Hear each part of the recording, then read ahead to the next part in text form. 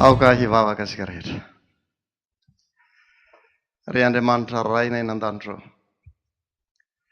Faly misaotra anao zahay. Satria mbola nentinao amin'ny tanila ty Morondava koa.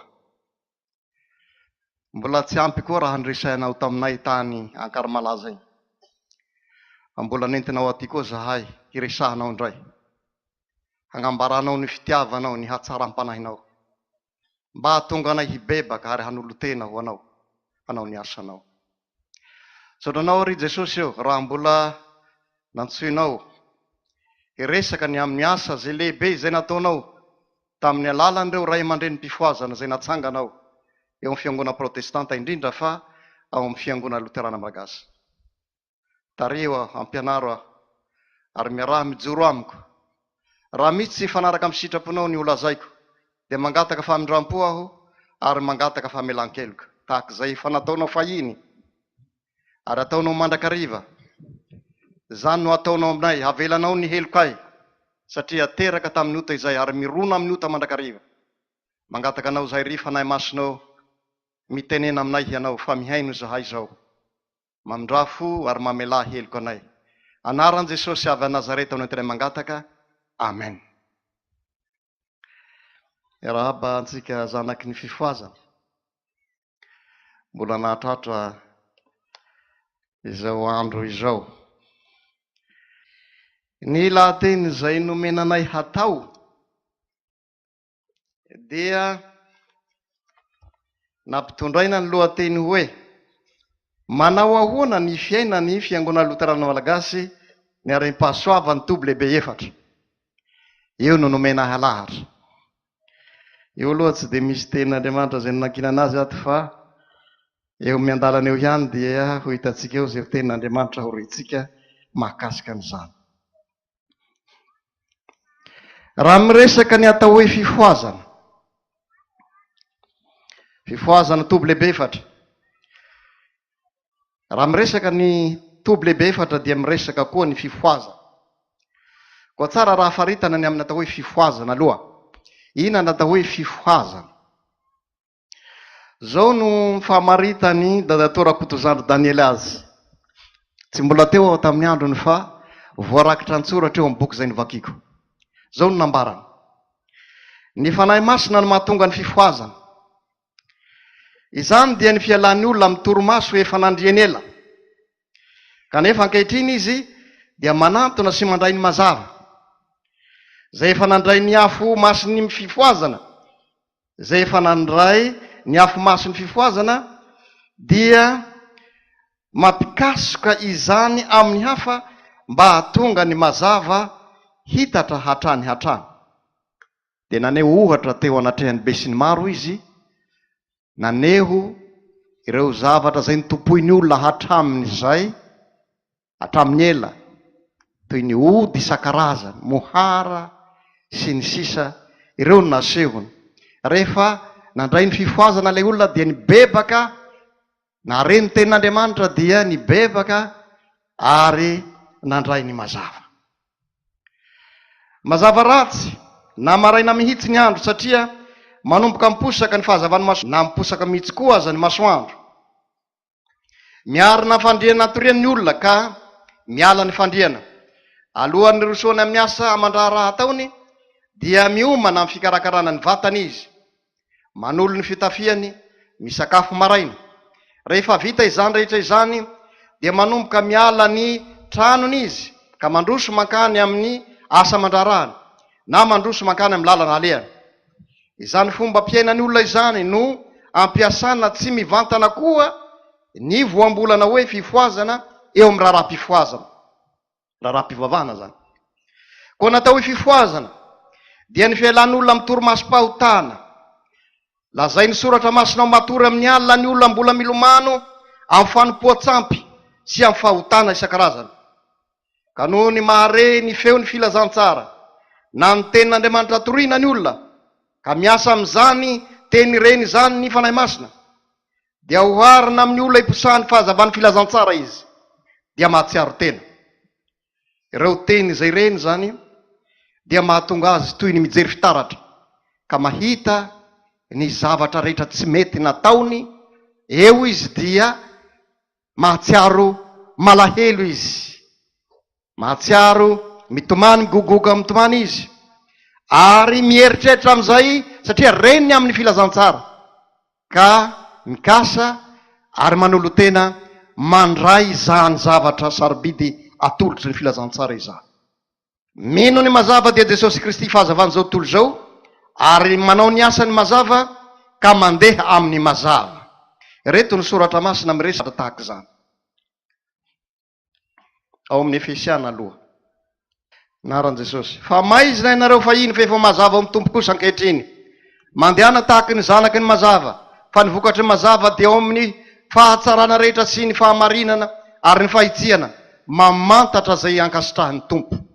Ary aza miray amin'ny maizina tsy mahavoka soa, fa leo mananatra izany, fa izay ataony ao miafina dia mahametratra dia milaza izany azy. Fa ny zavatra rehetra rehefa anarina dia maseho ny mazava, fa na inona aseho dia mazava. Koa izany no ilazany hoe mifoaza ianao izay matory ary mitsangana amin'ny maty, dia pahazavanao Kristy. Tandremo ny fandehanareo mba tsy hitondranareo tena tahaka ny adala fa tahaka ny hendry, ka raharao ty ny andro anovatsoa fa ratsy izao fiainana izao. Ary toy izao ndray koa ny voalazan'ny Paoly ao amin'ny Romana 7:1-9. Ary tokony hanao izany indrindra isika satria fantatsika ny andro fa ankehitriny izao dia ora tokony hifoazanareo amin'ny fatoriana. Fa ankehitriny ny famonjenantsika dia akaiky noho ny tamin'ny andro vao ninoantsika. Efa lasa ny alina ka efa mbiakaiky koa ny andro. Koa ka ariantsika ny asany maizina ka hitafiantsika ny fiadiany mazava. Koa ka isika hitondra tena tsara toy ny amin'ny andro, tsy amin'ny filalaovan-dratsy, na amin'ny fahamamoana, tsy amin'ny fijangajakana, na amin'ny fijejojojoana, tsy amin'ny fifandirana, na amin'ny fialonana, fa hitafio Jesosy Kristy Tompo, ary aza miahiny amin'ny nofo hatateraka ny filahana. Ireo ray aman-dreny ny fifohazana teto amin'ny toby lehibe 4. Ny zanaka dia manana ray aman-dreny nahitany masoandro. Ny fifohazana marina, tsy azo lavina, fa asan'ny filazantsara no nipoirany fifohazana. Fa raha mindra ny fitenin'olombelona isika, ny zanaky ny fifohazana dia manana ireo ray aman-dreny nahitany masoandro. Tsy hafa ireny, fa ireo zay olona nitariny fanahy masina, natsangan'Andriamanitra, manokana hitarika ny fifohazana teo amin'ny toby lehibe 4. Asan'Andriamanitra, asan'ny fanahy masina, ny fananganana azy ireo eo anivon'ny Fiangonana Protestanta eto Madagasikara. Teo amin'ny Fiangonana Loterana Malagasy dia 3 mianaka ireo ray aman-dreny ny fifohazana. Dada Rainy Soalambo tao Sotanana 1894-1904, 10 taona. Mama Volavany Germaine Ankaramalaza Vohipeno 1941-1998, 57 ans, 7 taona. Dada Torakotojany Daniel 1946-1947, iray taona ihany. Andraikitry ny ray aman-dreny ny mamelona ny zanany, manome sakafo azy, mafitafy azy, dia efa ny zanany hianatra any an-tsekoly. Ankoatra ny famelomana, ny fampianarana ary fanabeazany zanany, dia natsaroany na tsy tsaroany, dia mamelona, dia manana andraikitra mamela lova ho an'ny zanana, ho an'ny zanany, na ny nateraky ny kiby na natsangany koa ny ray aman-dreny. Zay zany ray aman-dreny zay. Misy lova zay apetraky ny ray aman-dreny, na tsaroany io na tsy tsaroany.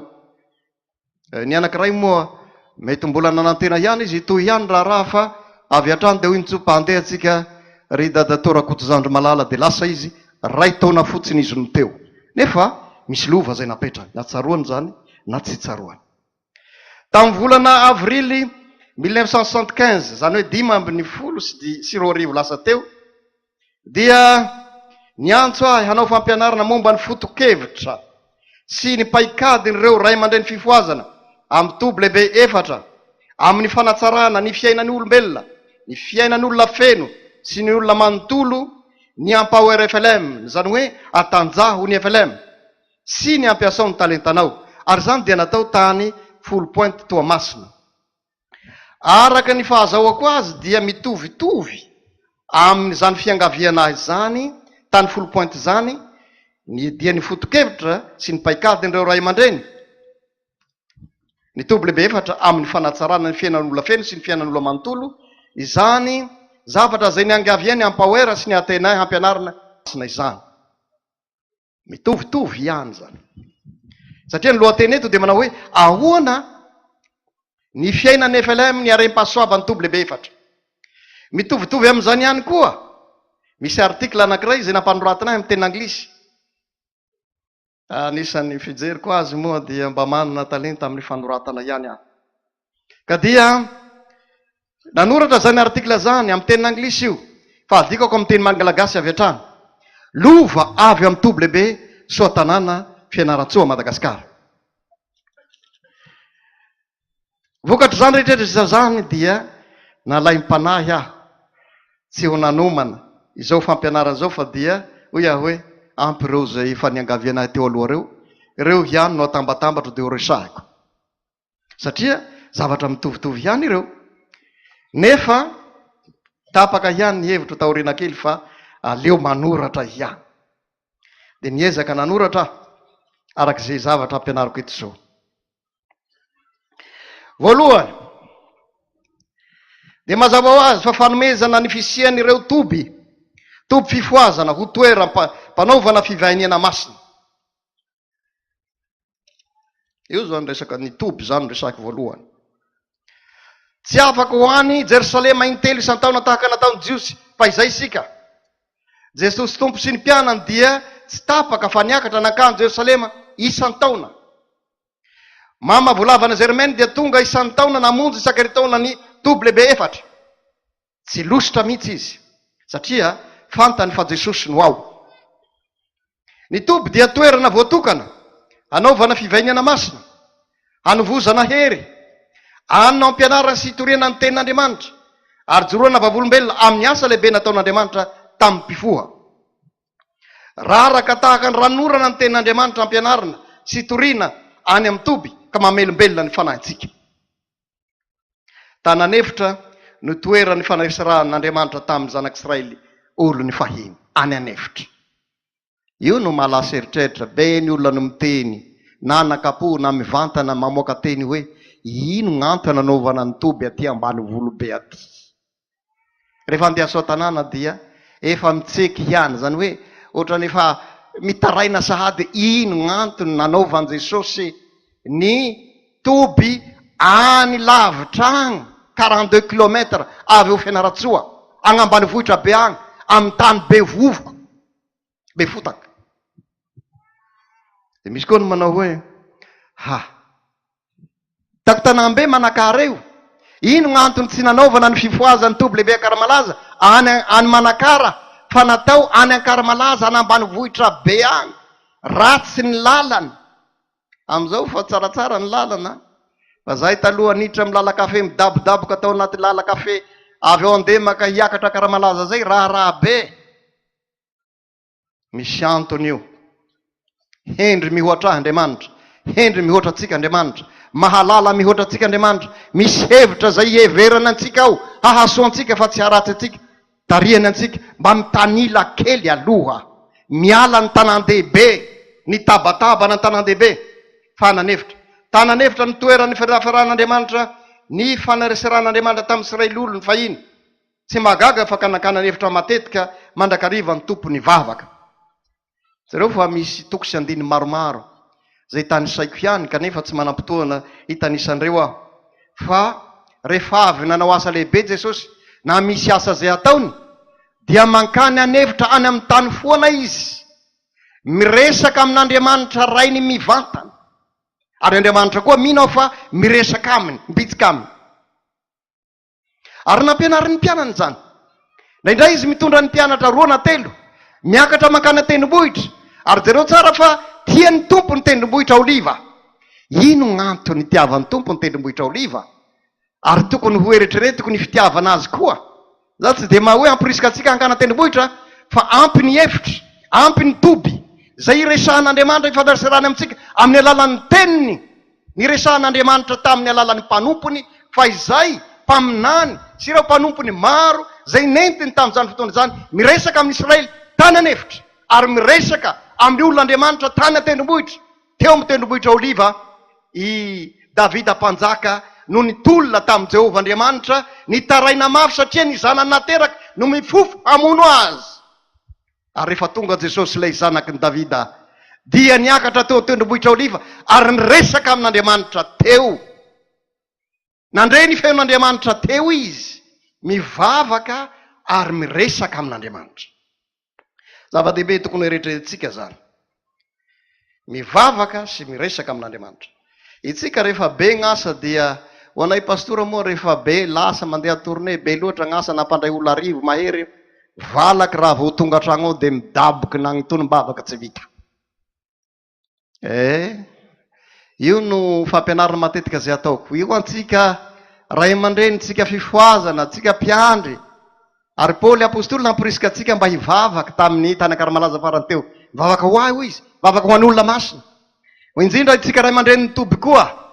Aza variana amin'ny torimaso tsika. Aza variana amin'ny torimaso. Fa mifohaza, mivavaha, mitaraina ho an'ny olona zay entsika. Na ny anakohonantsika ve be dia be ny reo zavatra zay tokony ho taraintsika eo anatrehana Jesosy e. Zavatra tokony ho resahintsika. Ary izany tena taony ray aman-dreny mpifohazana ireo, tao amin'ny Toby ireo. Atsarako tsara fa zahay matory ambadika amin'ny trano amin'ny efitry ny mama ry ambany ery tamin'izay ilay mitafy raty io.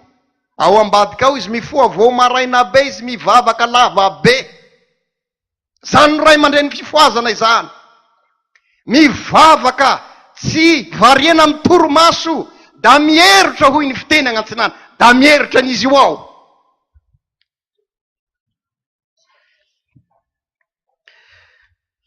Zay tsy vita amin'ny toerana misy mahazatra antsika toy ny fienoan'ny fampianarana sy ny toriteny fanesy, ary mivavaka dia azontsika any amin'ny Toby zany. Any amin'ny Toby no fakahita sy mifaneraserany zanaky samy zanaky ny fifohazana. Henoy izay lazay ny soratra masina ihany koa mikasika an'izany. Salamy 7:30 naran'i Jesosy. Indre tsara sady mahafinaritra raha ny mpirahalahy no miaramonina tahaka ny dililo tsara amin'ny loha zay mitsoroka avy amin'ny somotra dia ny somotry ny arona zay misoroka amin'ny moron-tongotry ny akanjony tahaka ny ando any Hermona zay milatsaka amin'ny tendrombohitra Ziona efa voahodidin'i Jehovah eo amin'ny fitahiana dia ny fiainana ho mandrakizay. Ny tavan'ny ralahy no mandrangitra ny tavan'ny ralahy. Akory moa raha hitatsika ty, fakahitatsika eo. Zao mitoriteny eto dia misy mahazo hery. Mahita ahy miresaka eto. Ary zao mahita anareo manatrika eo dia mahazo hery. Olona maro miray finoana amiko, reo no manatrika. Reo no mifanerasera amiko. Reo no hitako. Agny mbola agny ihany, mbola mitazona ny finoana zay efa nitazominy hatramin'izay. Zava-dehibe zany. Ka dia ankoatra ny mahatoeram-pivainiana masina ny Toby, dia fiaina ho an'ny olona sahirana koa ny Toby. Ao ny toerana ankoatra ny hopitaly mahazatra no hitondrana ireo madiniky ny tompo. Ny zanaky ny filazantsara hoy dada Raisolambo. Ny marary matetika dia ny aretina tsy hain'ny dokotera Sitranina. Areti-tsaina zany. Ireo olona ampahoriany demonia. Ny Toby no anomezan'ny tompo ny olona ailikiliky ny fianakaviana. Avahiny fiarahamonina. Eny arian'ny fianakaviany, olona tsy manan-kiahy. Fianakaviana handray azy, famille d'accueil zany. Toy ny hoe samaritana tsara fanahy, zay karakara azy. Fananganana ny lavo, fanarenana ny maditra, eny famarenana ny olona feny sy ny olona manontolo, ny Toby ho aminy maha izy azy. Ao amin'ny Toby no ahitana tsara ny mazava, ny asa atao hoe ny asa diakonaly eto amin'ny FLM, raha te handinika tsara mikasika an'izany tsika. Asa diakonaly mandehanana amin'ny Toby, ao misy azy ao. Tsy androany io fa raha fahelana ataon'ny FLM, fa ilaina misy rafitra koa zay andaminana mikasika an'izany. Tanàna nankany soa ho an'ny tsy manana tanàna honenana ny Toby. Toeram-pilevenana ho an'izay televina ho aminy Toby.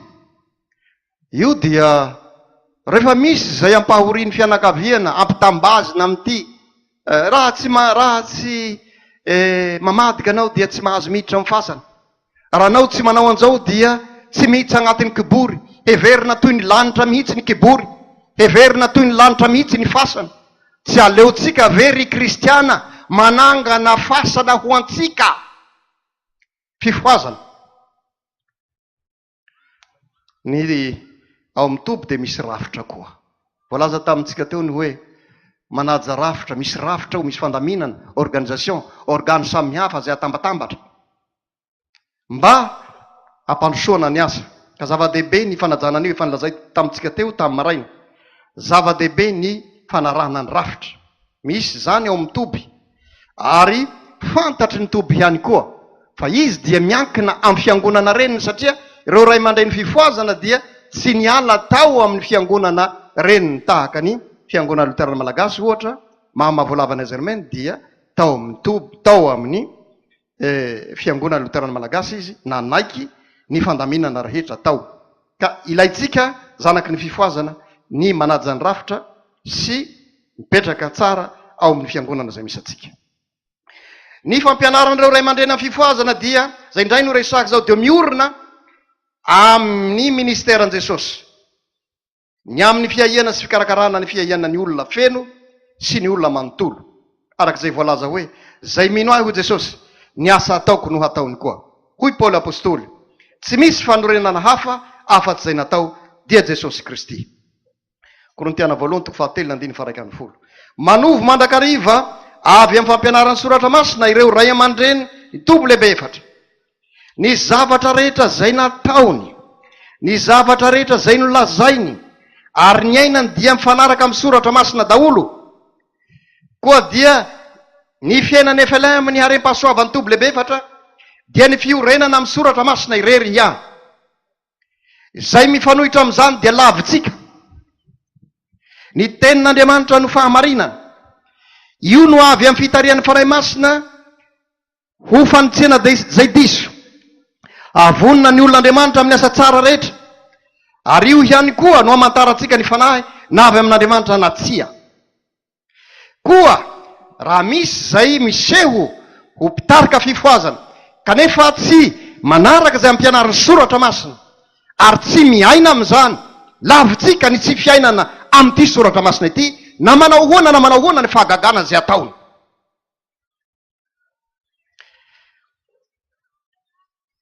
Misy resaka fizahanttoetra moa zay atao ao amin'ny FLM aloha.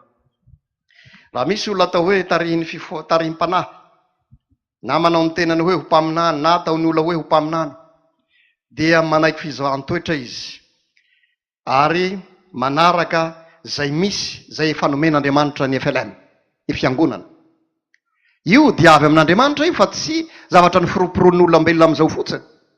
Ary na dia io rafitra eo dia nitarehan'Andriamanitra ireo ray aman-dreny tany aloha koa. Tsy ary ho zavatra ovaovana arak'izay itiavana azy zany, fa mety misy zavatra manaraka ny toetrandro. Fa na izany aza ilana ny fizahanttoetra zay manao ny tenany ho tarihy ny fanahy masina. Ka rehefa tsy manaraka izany fizahanttoetra izany izy dia namany tsy manahika ny fananarana zay ataon'ny fiangonana ka mahatonga azy saraka amin'ny fiangonana. Fahatelo, rehefa tonga teto Madagasikara na ny LMS na ny NMS, ireo no sampana misiona nitondra ny filazantsara teto amintsika, dia nampianatra madio sy marina ny ten'Andriamanitra izy ireo. Nampianatra nitoro ny ten'Andriamanitra izy ary nanao asa fanasoavana maro lehibe tokoa. Fa misy zavatra banga amin'ny zavatra nataon'izy ireny. Zavatra banga tamin'ny nataon'izy ireny, zay tsy nataony dia ny asa sy ny fampahirezana. Nataony ihany ny fametrahantànana, fa tsy ny asa sy fampahirezana. Zany hoe le asa sy fampahirezana dia io misy famoahana demonia io sy fametrahantànana io. Nataony ihany ny fametrahantànana ho iateo, fa tsy ny asa sy ny fampahirezana. Tsy fantatra marina ny antony tsy nanaovany izany, na hoe zavatra tsy mahazatra azy, na vokatra ny fisainana siantifika ihany. Misy mpampianatra anankiray tao amin'ny SALT, profesora izy, ary izy mahalala tsara ny Europiana. Zao ny teniny, filozofia matanjaka ary nahazo toerana, nahazo laka tao amin'ny firenena Europiana izany. Ny saina no mahaolona ny Europiana. Hoy ty professeur ity. Raha niresaka ny amin'ny fifohazana izy sy ny asa medikaly tao amin'ny salifa andohaly tamin'izay fotoana izay. Ny hevitra izany dia zao. Ny zavatra rehetra zay tsy takatry ny saina dia heverina ho tsy misy. Tsy mahagaga, raha maro no mandany fisian'Andriamanitra ny olona any Eropa. Na dia miresaka an'izany aho. Tsy ny Eropiana rehetra no tsy mino an'Andriamanitra. Ao koa hafantatra avao tsika. Fa maro ihany koa ny Eropiana zay mino an'Andriamanitra. Fa be dia be ny mandany fisiany. Indrindra moa zany fisiany devoly zany, tsy eken'ny sain'izy ireo zany. Indray mandeha, nasain'ny dany mission tany Danemarka, dia nampanaovana famelabalarina amin'ny fifohazana aty amin'ny FLM. Ka niresaka na amin'ny fisiany devoly, zay mampahory, mamaty reo olona maro aty Madagasikara. Tonga dia nitsangana ty lehilahy iray ity, danoa anankiray ity, dia nilaza izy hoe tsy misy zany devoly zany, lainga zany, aza mamitapitaka olo amin'izany. Dia hoe aminareo, fa ho anay zay mahita azy isan'andro eo amin'ny fiarahamonina misy anay, zahay amin'ny kolotsainay, amin'ny fivavahan-drazanay, amin'ny fiainanay, hitanay zany. Zao dia ny nenitoko dia nandrombo tromba. Mandrombo tromba. Ary hitako maso. Ny fanahy no mahaolona amin'ny Malagasy sy ny Afrikana. Manaiky ny fisiany devoly ny Malagasy. Tsy hoe mino ny devoly, fa manaiky ny fisiany. Zao tsy mino ny devoly, fa manaiky ny fisiany avao.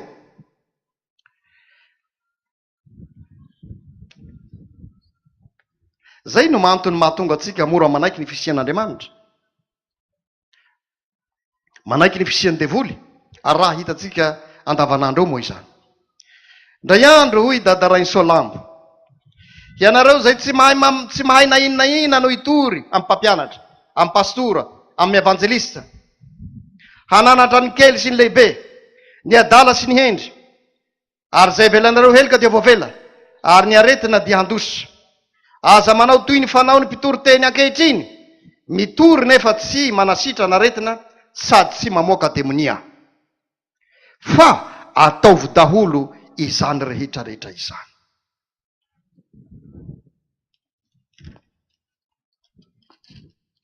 Ka isan'ny lova na fanomezam-pahasoavana azo avy amin'ireo ray aman-dreny fifohazan'ny Tobilehibe fatra ny asa sy fampirezana.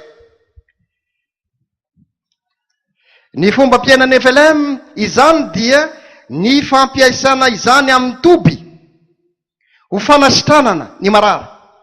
Ny olona ampahoriany demonia anafahana azy, ary fampahirezana ny reraka ampanahy. Samy manao izany ny isam-piangonana eto amin'ny FLM, na amin'ny andavanandro na amin'ny alahady maraina ao amin'ny fotoam-pifohazana. Hatramin'ny taona 1994, 1997 dia nenkeny KMSL ny hampidirana ny asa sy fampirezana fotoam-pivavahana amin'ny alahady maraina. Raha dinihina ny litorjia zay nalahatra Martin Lutera, misy 3 samihafa izy ireo fa ny 2 amin'ireo no tena lehibe, dia tsy hitao zany asa sy fampirezana zany. Io ihany koa io litorjia no nentin'ny missionnaire teto amintsika, na dia izy fiovana kely azy. Fa hita eto amin'ny FLM zany. Satria fanomezam-pahasoavana ho antsika izany dia nampidirina amin'ny litorjia antsika, mifanaraka amin'ny soratra masina ny fanaovana izany.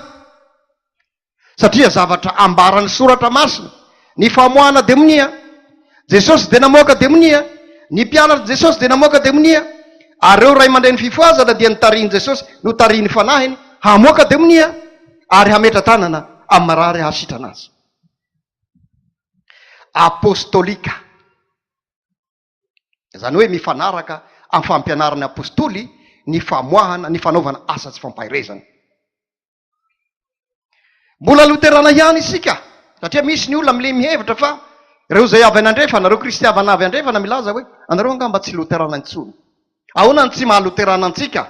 Ny loterana dia ny soratra masina irery ihany, zay ny azy. Apostolika, zany hoe izay ambarany soratra masina. Raha mamaky testamenta vaovao tsika dia hitatsika ao ny amin'ny asa sy fampairezana.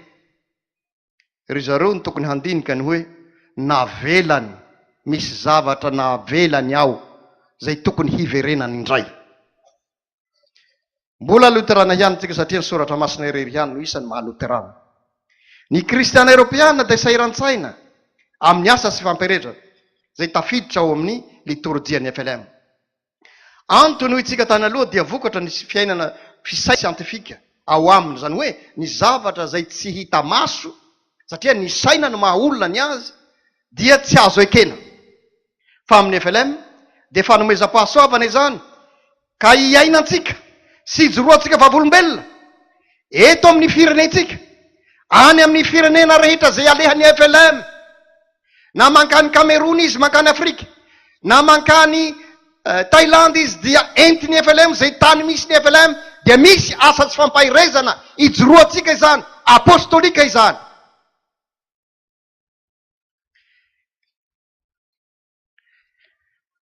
Navelandreo ko dia ampahatsiarovitsika azy fa hoe misy zavatra banga zay navelanareo, zay nataon'Andriamanitra fiasana hamonjena ny olona amin'izao vaninandro izao, na dia amin'izao andro ny teknôlôjia lasa lavitra izao aza, mbola ilaina ny asa sy fampairezana satria ny devoly mbola tsy voafatotra any amin'ny helo, mbola mivezivezy sika mivory eto zao eo koa izy zay ivorivoreny zanak'Andriamanitra dia eo izy.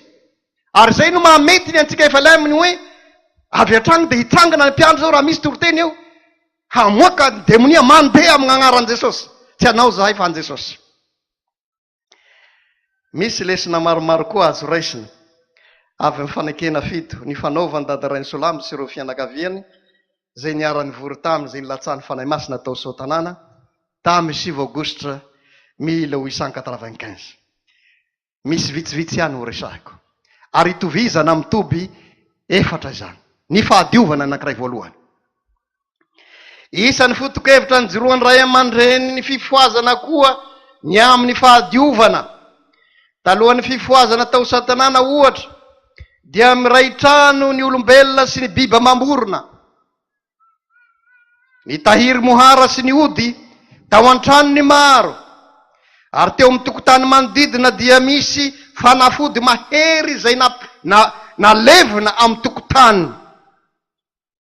Fataorian'ny filatsany fanahy masina tamin'izy ireo, no diovy ny afo masina ny fon'izy ireo, hoy ny soratra masina, sambatra ny madio am-po fa izy no ahitan'Andriamanitra, dia tsy nianina amin'ny fanadiovana ny avy ao anatin'ny hany anefa izy ireo, fa nitariany fanahy masina koa hanadio ny trano honenany, ka nanomboka nosarahina ny trano ipetrahan'ny olona sy ny trano ipetrahan'ny biby amam-borona, natokana ny lavitrany ny tranony akoho ary ny afara tamin'ny tsy fiompian'akoho izany, mandoto trano sy ny tokotan'ny akoho.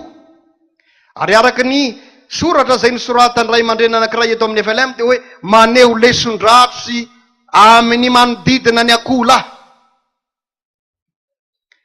ka dia ny afara amin'ny tsy fiompian'akoho izany. Na dia izany aza dia mihinana ron'akoho ihany ny Tobilehibe Sotanana. Mahita ny dada Rajosoa mihinana ron'akoho dia hoy eo taminy day mandeha, ahoana izy ty dada, mihinana ron'akoho ihany Sotanana? Ahoana ihany io ka. Niodiovina ny trano ipetraha, nosarahina ny lakozia sy ny trano atoriana, niodiovina isan'andro ny tokotany manodidina, nanao lavapiringana isan-trano, nolokoana fotsy ny trano anatiny sy ny velany, fa ravahakely dia naporisina andro indroa isan-kerinandro ny olona tsirairay. Ambony zany rehetra izany dia nitafy akanjo fotsy, satroka fotsy ny mpianatra ny tompo. Nofidiny dadaray Solamy zany loko fotsy zany satria izany dia mora andairany loto, ka hatonga ny mpifoha hanadio ny lambany mandrakariva. Ny loko fotsy dia manambara fifaliana eo, manambara fahamarinana, manambara fahasambarana sy ny sisa. Fa zay zany ny tena antony safidianana an'io amin'izay, satria hitatsika reo Sotanana fa mena mihitsy ny tany, ka raha vao misy loto kely dia ho hita ilay lamba dia tsy maintsy hanadio ny lambany isanandro sanandro, ho foty sanandro zany, ary marika sahady amin'ny fitafian'ny lanitra izany. Akanjo didy mananjara, manambara fahatsorana sy fanetretena izany.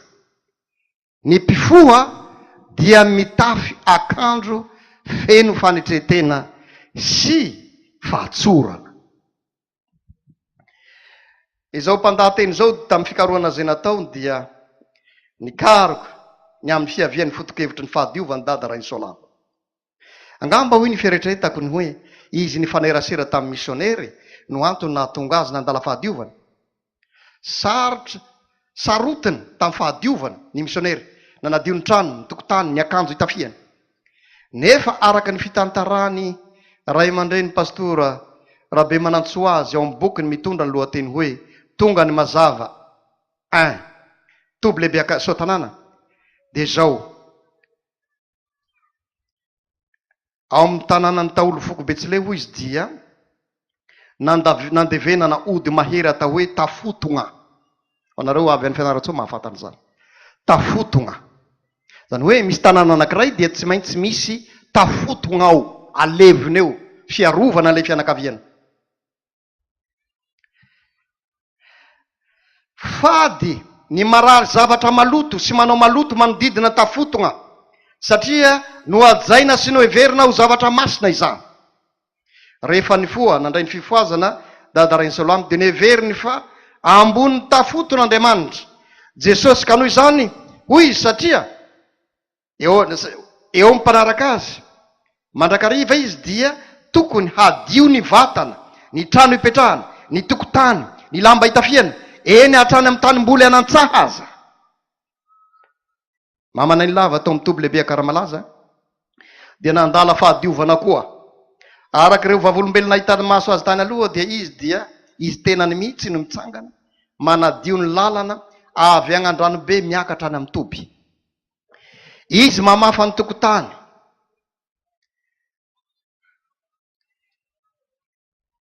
mba ho madio. Tsy miompiky soa ny Tobilehibe akaramalaza satria mandoto ny kisoa. Asatsika zay mpandeha akaramalaza ao mba nahita olona miompiky soa akaramalaza ao tsika. Zao aloha nandinika fa tsy mahita olona miompiky nipetraka tao fotoana lava, efa mila ho 40 taona nivezevezeko tao zao. Tsy mahita olona miompiky soa ao, misy antony io. Fa ny kisoa mandoto. Na dia izany aza dia miaina ny kisoa ihany isika Fifohazan'ny Tobilehibe akaramalaza. Tsaroko tsara fa nirafozako nipetraka 20 kilometatra raha nandrefana akaramalaza agny no miompy kisoa izy, agny no fakany mama kisoa ho vonoina rehefa misy fety ataony ao amin'ny Tobilehibe akaramalaza. Mandoto ny kisoa tsy nompiana atao amin'ny toby io, fa izao kosa hohan'ny Tobilehibe akaramalaza ihany io. Tsy ny biby amam-borona intsony toy ny akoho sy ny kolosoa no problema amin'ny fahadiovana any amin'ny toby amin'izao. Tsy mahita akoho mirenireny ao amin'ny Tobilehibe sotanana, na kolahy maneho lesin-dratsy rehetra, eny rehetra eny isika ho sotanana. Tsy mahita kisoa mirenireny ao amin'ny Tobilehibe akaramalaza intsony isika. Olombelona no mameno ireo toby ireo isaky ny tonga ny isan-keritaony. Itsika mpifoha no tonga ao. Ary resaka an'ity aho tsy ataoko fanalam-baraka izao fa tsika rehetra no nisy tenako ihany nasiako homangana hoy Paoly. Fa ho fampirehetraretantsika zanaky ny fifohazana. Falova napetraky ny ray aman-dreny ny mpifohazana ny fotom-pisainana ny amin'ny fahadiovana. Fahadiovany avy ao anaty. Mateo 5:9 sambatra ny madio apo fa izy no ahita n'Andriamanitra. Raha mbola manjaka ao ireo filandratsy ireo, raha mbola miaina amin'ireo filandratsy ireo isika, mandoto ny fo, tsy mahasambatra izany. Ary tarigetra n'ireo ray aman-dreny fifohazana dia ny hoe ny fanahy masina ny tokony hitoetrao hitarika antsika isanandro amin'ny fahamarinana, amin'ny fahamasinana. Ny olona mifoha masina, tsy fahamasinana lazaitsika teolojiana hoe atokana ihany, natokana dia masina, fa miaina amin'ny fahamasinana, satria masina ny Andriamanitsika, ilay tompotompoitsika dia masina. Ao koa masina itsika fifohazana mibeba, aza fitahina ny olona amin'ny ataotsika. Fa tsy ny akoho itsony no mivezivezy mandoto ny tanàna. Tsy ny toby itsony, tsy ny kisoa itsony no mandoto ny tanàna. Ary tsy ny akoho lahy itsony no maneho lesin-dratsy, fa isika no maneho lesona ratsy. Zareo lava ao amin'ity raha eto ity. Tsy ny biby mamorona itsony no mandoto, fa ny olombelona sy ny mpamonjy isan-keritaony. Tsy ny akoho lahy itsony no maneho lesin-dratsy, etsy aroa fa isika olombelona. Tsy ampy ny fanantanana hoe diovy ny manodidina antsika, ny fanendrena olona isan'amparitra hiandraikitra azy zany, fa ny fiantsoana olona maromaro hiandraiky izany isaky ny halavan-dalana. Zao aloha ny torohevitro, ny eritreritra an'ity lava mahare feon'olona maro, raha mankany amin'ny toby maloto. Tsy zaho loatra, fa feo reko resahin'olo amiko. Ary tsy toby anankiray ihany fa izy rehetra hoy izy. Inona mahazo ny toby? Izy io aneo foto-kevitra ndreo ray aman-dreny reo ny fahadiovana fa mahagaga koa. Fa izao miezaka ihany ny mpanentana milaza amintsika na tobiny hoe diovy ny toby, diovy ny toerana manodidina anao. Jerentsika ho avy ny fanokanana loto amin'ny lalana iny zao Jesosy hiaraka amintsika hitarika antsika eo, loto amin'ny lalana iny. Marary ny fieretreretako mandinika an'izany. Zao ny torohevitra. Raha misy andray rehefa tsy raisina moa dia velao hiverina amiko avao. Ohatra, ny Tobilehibe malaza no resahiko. Olona iray ny miandraikitra ny fanadiovana ny lalana avy ao an-dranobe ka hatrany hatrany Betania. Olona iray avy ao Getsemane, hatreo amin'ny kion-dalana, misy ny tranony Ambatovinaky. Olona iray midy hatreo amin'ny fiakarana manomboka kolejy. Olona iray hatreo amin'ny kolejy mankany amin'ny dispensaire. Olona iray hafa koa hatreo amin'ny kion-dalana mankany amin'ny toby ambany. Ary hatrany an-dranobe.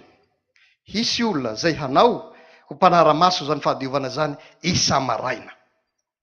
Everina ho zavatra madinika zany fa isan'ny lova napetraka. Ka izao anombinana ny rakitra fanadiovana ny tanàna. Nanao calcul kelikely. 4,000 isan'andro olona anankiray. Ampitomboina amin'ny olona 9 io. Dia ampitomboina amin'ny olona 7. Tsy ampy 1 million akory no lany mandritra ny herinandro ipetsahantsika amin'ny toby. Izany vola ho lany amin'ny fanadiovana ny toby izany dia tsy ampahafiry ny vola voangona mandritra ny isan-keritaona. Ka ho tandremana zany lova napetraka amintsika izany ny fahadiovan'ny toby.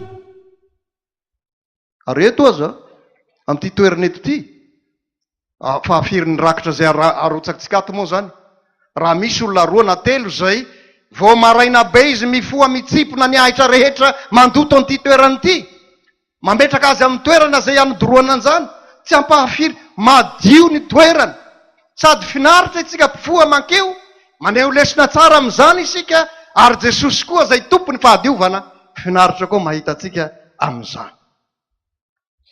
Eretreretintsika io fahadiovana ny toby. Zavatra tsotra ihany. Firy moa ny olona mitady karama, raha hoana zay mandeha karamalaza dia mahita ny hoe misy mitady antsakarano hoe anasa vilia anary fako hoe 4,000 isan'andro olona anankiray. Raha be indrindra ny vola holanitsika dia 1 million mandritra ny fivoriana ampahafiry ny vola voangonao zany. Diovy ny toby. Fa ilaina ny fahadiovan'ny toby. Ny fizakantena. Isan'ny zavatra lova avy amin'ny fifohazana koa ny foto-kevitra hoe fizakantena. Samy nampianatra izany na isotanana na karamalaza. Namporisika ireo mpanaraka azy hiasa mafy dadarainy solambo, hamboly vary, legioma, hazo fihinam-boa, mba hisy ny hohaniko hanina ary mba ho ampy ny hanina hohanina isan'andro. Namporisika sy nampanaoviny ny asa piraisina isaky ny alarobia, mba hamoriana vokatra fa manam-bahiny amin'izay tonga amin'ny toby fitiavam-bahiny. Mamporisika ireo mpanaraka ny fifohazana sotanana avy any lavitra mba hitondra zay foiny ho fitsinjovana ireo zay tsy manan-kitafy, ireo zanaky ny filazantsara ao mitoby votokevitra tsara ho tanana ny fanambahiny famahanambahiny mora ny matanteraka zany raha mbola vitsy ny mpamonjy fivoriana tamin'izay fotoana izay fa analikisa ny mpamonjy fivoriana any soatanana zao miteraka tsosabe ho an'ny toby ny tsy fahaizana mamitalanjalanja izany ankehitriny efa tokony ho ferana zaho mieritreritra ho sembaolo fotsiny zany ankehitriny hatao isaky ny 2 andro na 3 andro tsy manova fampianarana aho atao isaky ny 2 na 3 andro agape mandritra ny sakeritaona zay nataon'i Jesosy tamin'ny fanarahana ny mpianany dia zao no ataontsika filamatra amin'izany tamin'ny voalohany Jesosy raha naneraka ny mpianatra dia tsy nampitondra azy kitapom-batsy aza mitondra kitapom-batsy ho izy na zavatra hafa ao amin'ny Luka 7:14 fa alohan'ny hafatesany dia nilaza ndray tamin'ny mpianany izy hoe manomboka amin'izao dia mitondra kitapom-batsy ao amin'ny Luka 7:20 ny 5:5 ka hatramin'ny 4:30 ny fananany Tobilehibe karamalaza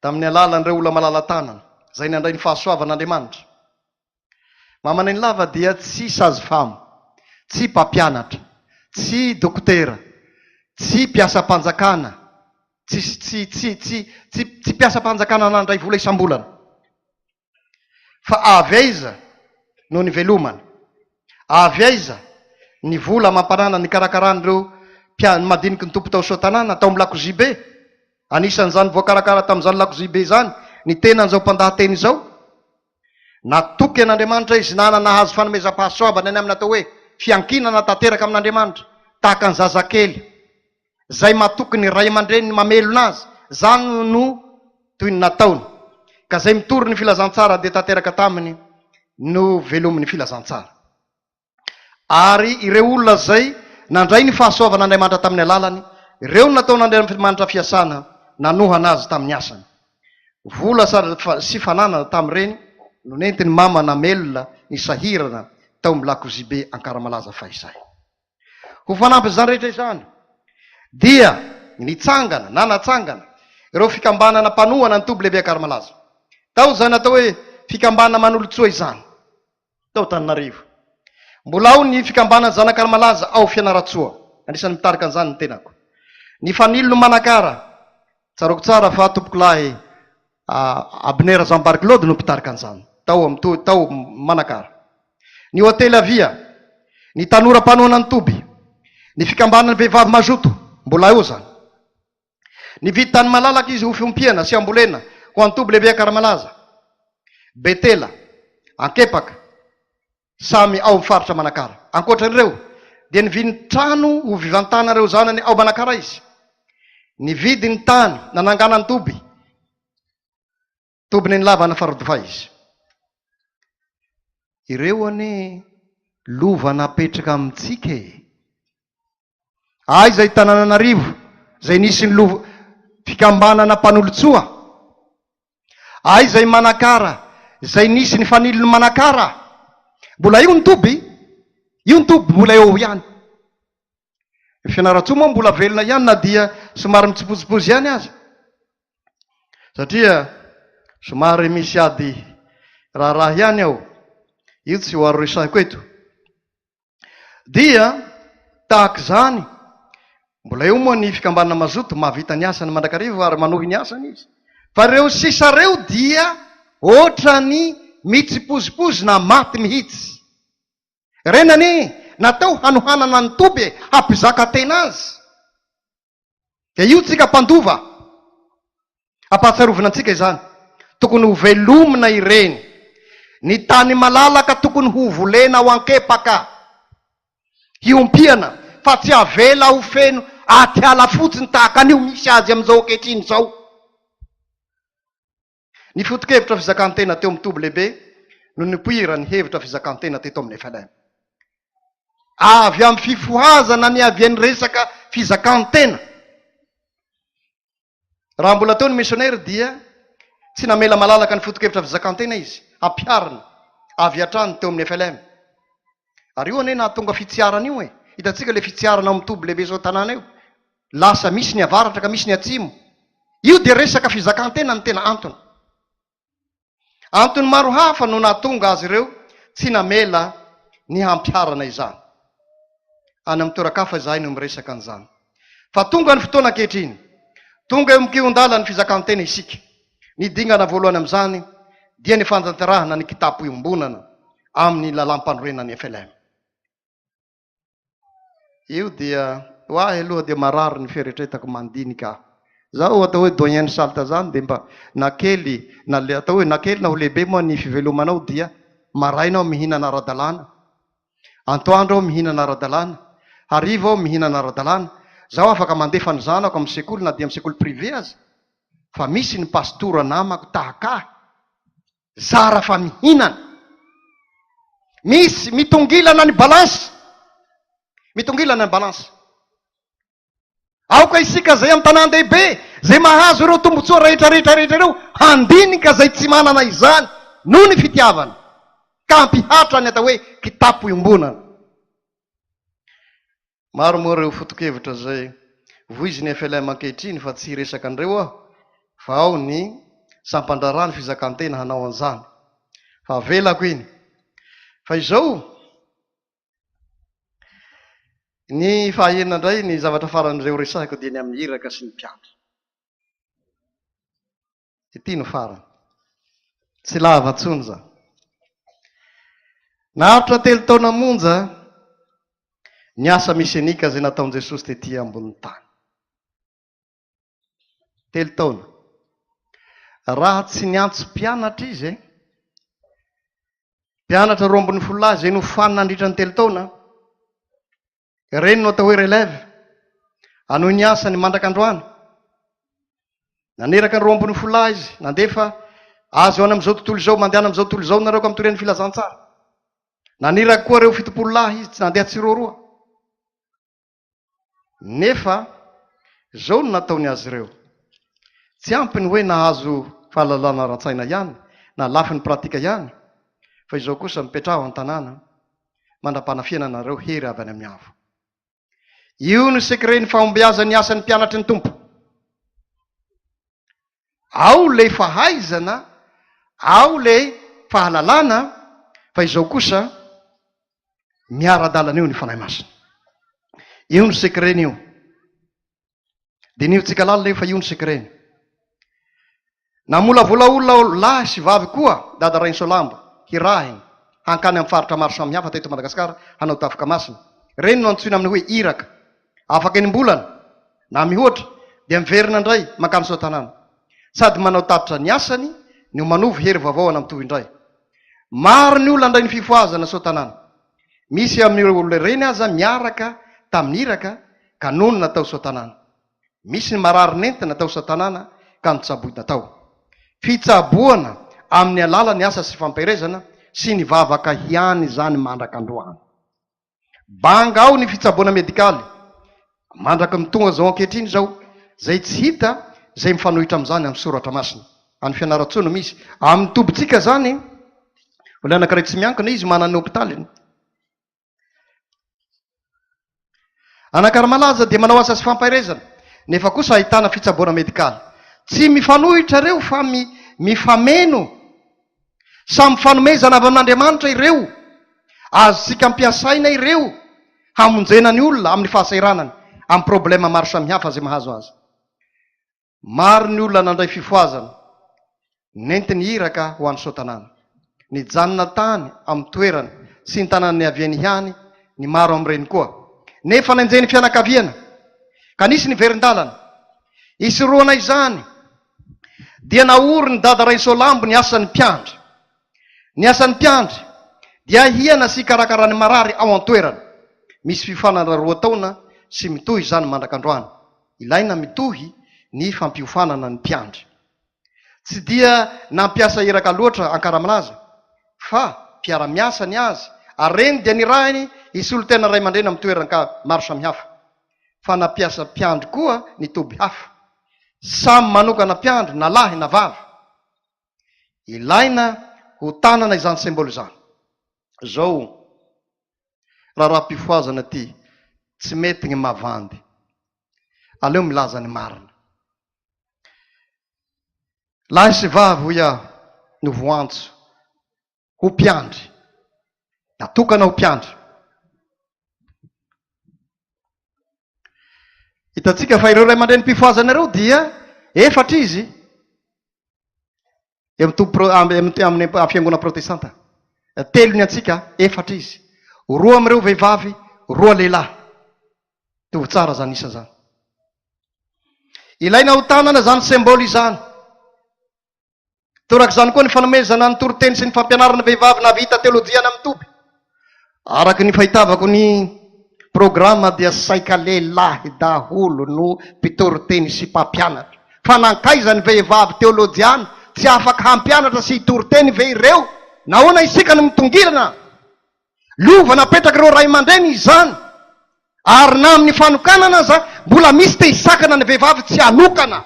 Mamany ny lava dia nanokana. Fantany Jesosy fa vehivavy io fa tsy lehilahy. Fantany fa vehivavy io. Ary fantany tsara le kolotsaina amin'io faritra io zay nanjakany lehilahy. Fa izao natsangany ny vehivavy hitoroteny amin'ny pulpitra, hampianatra, hidinika, hametra tanana ary hanokana. Nahoana isika no tsy mitazona izany symbole izany? Mety misy anao hoe anao zany to amirona mankany amin'ny ordonansan'ny vehivavy. Mbola tsy agny resakintsika. Mbola tsy agny resakintsika. Zay zavatra hafa indray zay. Fa eto amin'ny fampianarana. Jereo tsara moa ny mpampianatra rehetra zay mifanisy eto. Lehilahy daholo nankabeazany. Fa nankaiza ny vehivavy? Misy teolojiana ao nianatra na vita fianarana ambony ao. Petrapotsy. Ampiasao ireo fanomezam-pahasoavana ireo. Zany dia momba ny fiainan'ny FLM. Ny harem-pahasoava amin'ireo ray aman-dreny Tobilehibe zay nitarika ny Fifohazana. Akoatran'ireo voatanisy eo aloha ireo dia harenan'ny lovan'ny FLM ny fanasan-tongotra. Io tsy anagnany maro an'io. Atsika no manana azy io any amin'ny Toby. Tohizo io. Ny fotoana malalaka tsy anagnany zareo io. Anagnatsika. Tamin'ny maraina aho mandeha eo mijery kafe. Fa mba misotro kafe mo antenako. Dia izao mahare toroteny on'olo vitsivitsy ato aho dia velombelona ny fanahiko. Eo aho niresaka tamin'ny ray aman-dreny Toby, ray aman-dreny Toby Fiainan'ny. Ray aman-dreny, tsy ny pastora ihany ane no mpitoroteny. Fa na dia ny laika, olona tsotra izao aza dia mitoroteny. Mino aho hiponika miteny. Ary eo fotoa malalaka no io sehatra malalaka no vana toroteny foy. Ijoroantsika vavolombelona. Fa nanana nomenantsika eo tohizo. Ka mahatsara atsika, mahasoa atsika eo, mamelombelona ny fanahintsika eo. Ankoatran'izay, ny vavaka maraina. Vavaka maraina. Gaga aho tatoato fa mazoto mivavaka maraina ny FLM. Amin'ny 5 maraina dia fa io mihazakaza. Velona lakolosy amin'ny 5 maraina. Mivoa ny fiangonana mankany daholo ny olona mivavaka. Asa sy fampahirezana. Efa iaina ny FLM ity vavaka maraina ity. Any amin'ny Toby moa atao hoe amin'ny 4, amin'ny 2 dia fa firy ny manabataba miakatra amin'ny trano akaiky ny lalana moa ny trano misy anaiky. Io miakatra ho tahaka ny renirano, ny renorano fieregna zay mikosaka hoy zahay. Zany hoe mirehondrehona. Mbola vao maraina be dia fa tsy andry ny olona nipetraka any an-trano. Ka zavatra sarobidy ny vavaka maraina tokony ataotsika. Ka dia tsika ny miaina amin'ireny ho fampandrosoana hatrany ny Fifohazana eto anivon'ny FLM. Zany ary ny amin'ny fiainan'ny FLM ny hareny fahasoavan'ny Tobilehibe eto amin'ny FLM. Tsy mihambo ho mahalaza azy rehetra aho fa izay no azoko zaraina. Raha misy hitanareo fa tsy mety averegno amiko ihany. Ary raha misy sendra hoe manafitoina anay resaky na ora-pasy, resaho amiko ihany fa ho haiko atao ihany ny milaza hoe eny ary ndao fa ataotsika zay teny tsy hanafitoina. Ho an'Andriamanitra reriny eny voninahitra zay fahaza tamin'ny taloha indrindra ka ho mandrakizay. Amen. Vavatsika. Zay Jesosy misaotra anao. Noho ny anao nanangana ireo ray aman-dreny 4, lahy anakiroa, vavy anakiroa. Fantatrao fa vehivavy ireo anankiroa reo. Fanatsanganao, nofaninao, nampianarinao, ary nampiteneninao, nataonao mpampianatra, nataonao mpanokana. Arovo izahay tsy hiverin-dalana. Arovo izay tsy hiverin-dalana fotofisaina na kolotsaina malagasy, ny lehilahy ihany. Fantatrao io, fa izao nanangana vehivavy ianao. Ka dia ampahatsiarovo ny fiangonanay mba hiaina izany fanomezana izany. Ary tsy izany ihany fa ny fahadiovana. Ampianaro zahay ahatakatra ny hevitrao, ny amin'ny fahadiovany fo sy ny fahadiovana ny manodidina anay. Ary tareho zahay amin'ny ezaka izay ataonay amin'ity fizakantena ity. Mba satria keon-dalana tokoa izao. Tsy eo intsony ny misionera isakana anay. Fa malalaka izay izao. Kampio zahay amin'ny ezaka izay ataonay. Mba hatonga anay amin'ny fiangonanay hizaka tena. Mahasalama azy zany. Ny amin'ny iraka sy ny mpiandry. Saotranao izay noho izany fanomezana izany. Efa ampianaro zahay ahatakatra ny hevitrao ny amin'izany asa lehibe izany. Ary anoy izany hatramin'ny farany. Satria fanomezam-pahasoavana izay nomenao ny Fiangonana Loterana Malagasy io. Izay ho zarainay koa amin'ny firenena rehetra. Tahaka ny zaran'ny fiangonana Allemand, ny fanamarina mamempoana amin'ny finoana. Zahay FLM koa dia hizara ny asa sy fampahirezana manerana an'izao tontolo izao. Zay tany misy ny FLM dia hisy ny asa sy fampahirezana. Satria apostolika izany. Mifanaraka amin'ny soratra masina. Mamondrafo aminay ary mamelany helokay. Fa ny anaran'i Jesosy avy Nazareta natany